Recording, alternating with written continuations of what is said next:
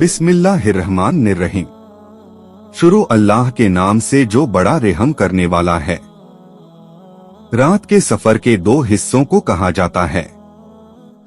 इस रात मोहम्मद के दो सफर रहे, मक्का से बैत अल मुक़द्दस, फिर वहां से 7 आसमानों की सैर करते अल्लाह के सामने हाजिर होकर मिले।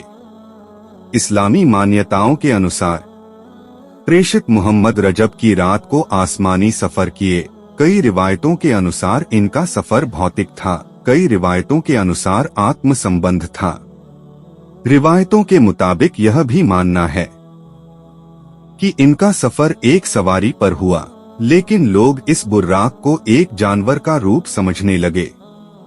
इस अवसर को लेकर मुस्लिम समुदाय इस इसरा और मेराज को शब-ए-मेराज के नाम से त्योहार मनाता है, जबकि इस त्योहार मनाने का कोई जवाज नहीं है, लेकिन मोहम्मद के इस आसमानी सफर को लेकर महत्वता देते हुए इस रात को हर साल त्योहार के रूप में मनाते हैं।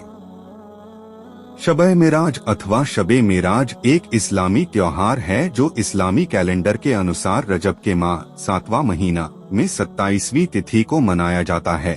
इसे आरोहण की रात्रि के रूप में मनाया जाता है और मान्यताओं के अनुसार इसी रात मोहम्मद एक दैवीय जानवर बुर्राक पर बैठकर 7 स्वर्गों का भ्रमण किए थे। अल्लाह से मोहम्मद के मुलाकात की इस रात को विशेष प्रार्थनाओं और उपवास द्वारा मनाया जाता है और मस्जिदों में सजावट की जाती है तथा दीप जलाए जाते हैं। कुरान में सबसे दूर की मस्जिद के रूप में वर्णन के लिए मक्का और मदीना के बाद अल अक्सा मस्जिद को तीसरा सबसे पवित्र इस्लामी स्थल माना जाता है।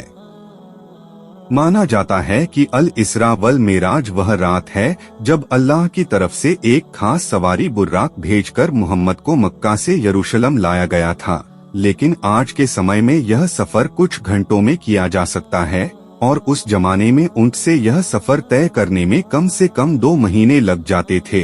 यरूशलेम पहुंचकर मोहम्मद सल्लल्लाहु अलैहि वसल्लम ने वहां स्थित अल-अक्सा मस्जिद में नमाज पढ़ी और फिर वहां से शुरू हुआ उनका एक आध्यात्मिक सफर जिसे मेराज कहा जाता है। मेराज में अल्लाह ने मोहम्मद को एक दूसरी दुनिया से परिचित कराया। हजरत मोहम्मद सल्लल्लाहु अलैहि वसल्लम के इसी सफर के दौरान इस्लाम में एक दिन 5वें वक्त की नमाज पढ़ना भी अनिवार्य किया गया था।